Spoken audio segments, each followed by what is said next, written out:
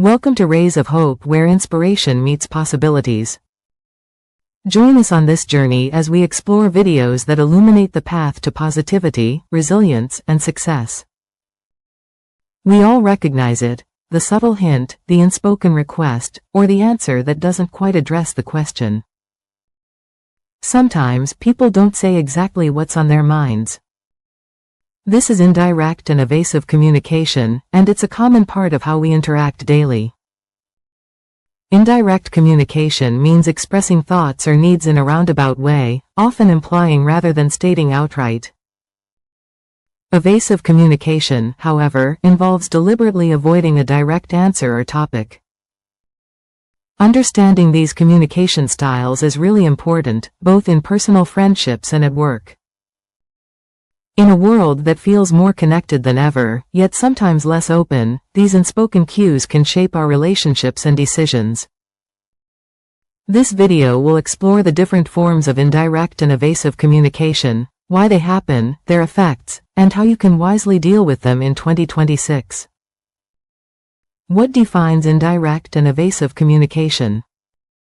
Understanding how people communicate, especially when they are not being direct, is key to better interactions. We often encounter two distinct but related styles, indirect communication and evasive communication. While both involve not speaking plainly, their intentions and effects differ significantly. Let's look at what sets them apart. Indirect communication. Saying it without saying it.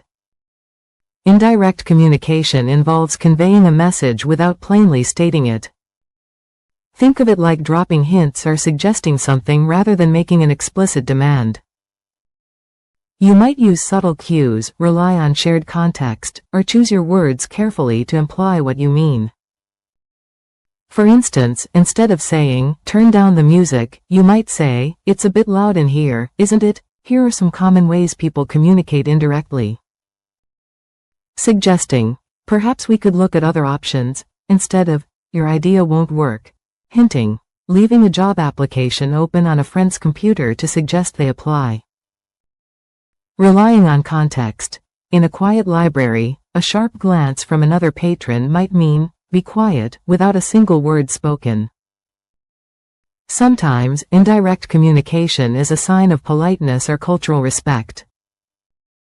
In certain societies, it is considered rude to be overly direct, especially when disagreeing or discussing sensitive topics. Nonverbal cues, like facial expressions, gestures, and tone of voice, also play a huge role in helping the other person understand the implied message. Evasive communication. Avoiding the truth or topic. Evasive communication is different. This style involves actively sidestepping a direct question or avoiding a topic entirely. The person might change the subject, give vague answers, or offer incomplete information. The goal is often to hide something, avoid taking responsibility, or prevent an uncomfortable conflict. Consider these examples of evasive communication. Changing the subject. When asked about a project deadline, someone might start talking about a completely different task. Vague answers. Responding with, "Things are fine," when asked about a problem that is clearly not resolving itself. Generalizations. Saying, "Everyone knows that," instead of providing specific evidence or details.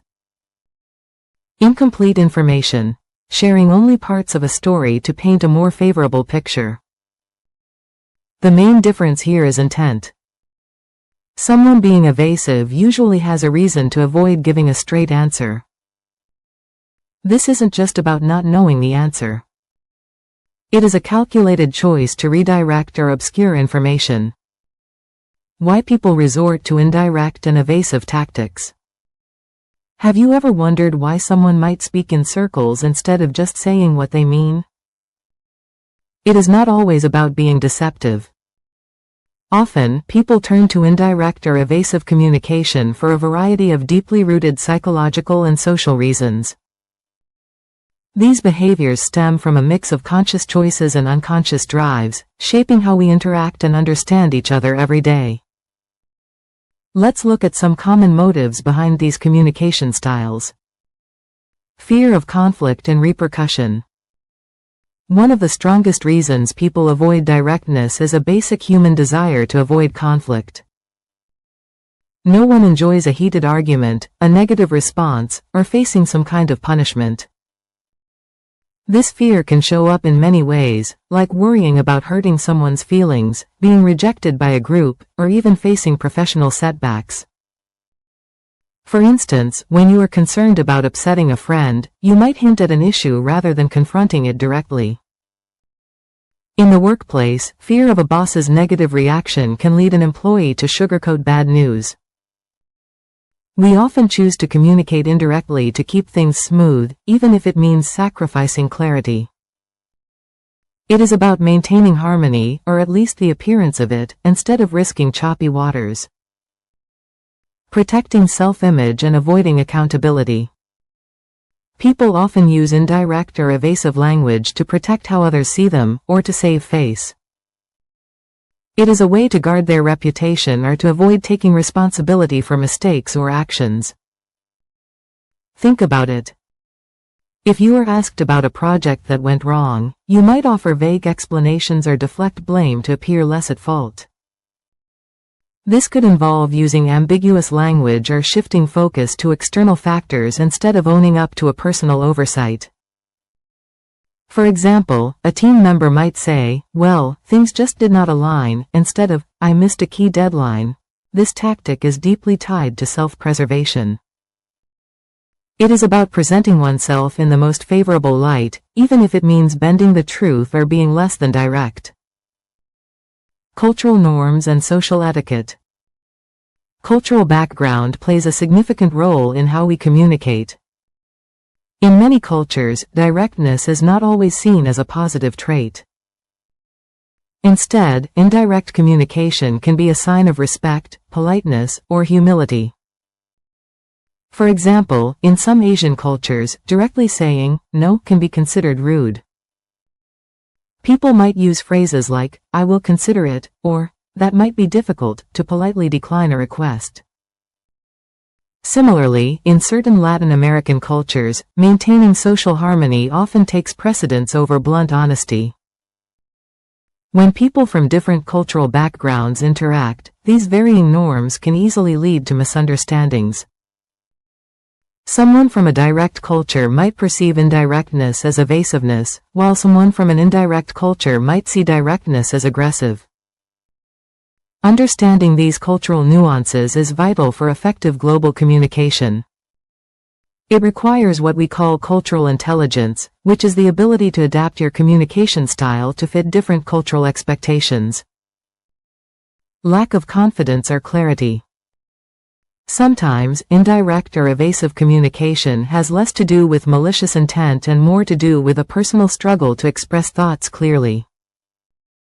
An individual might lack confidence in their own opinions, be unsure of the correct answer, or simply have trouble articulating complex ideas.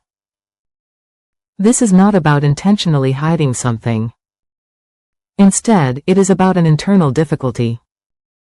For example, someone presenting a new idea might speak vaguely because they are not fully confident in its merits, or they have not fully thought through all the details. They might use phrases like, "It seems like we could," rather than, "I believe we should." Being unsure of an answer is different from deliberately trying to mislead. It often stems from a genuine personal uncertainty, a challenge in forming a clear message, or even just a fear of being wrong. Recognizing the signs in 2026. How do you spot indirect or evasive communication in real-time conversations? It is not always obvious, but there are clear verbal and nonverbal signals you can look for. These signs act like a gentle nudge, telling you that you might need to dig a little deeper for clarity. No single sign is definitive proof, but spotting several together often suggests someone is not being entirely straightforward. That's the first part of our look into unspoken words. Stay tuned for part 2. Thank you for joining us on this uplifting journey with Rays of Hope. Please comment, like, share, and subscribe to stay tuned for more videos that spark hope and empowerment. Until next time, keep shining brightly. Thank you for watching.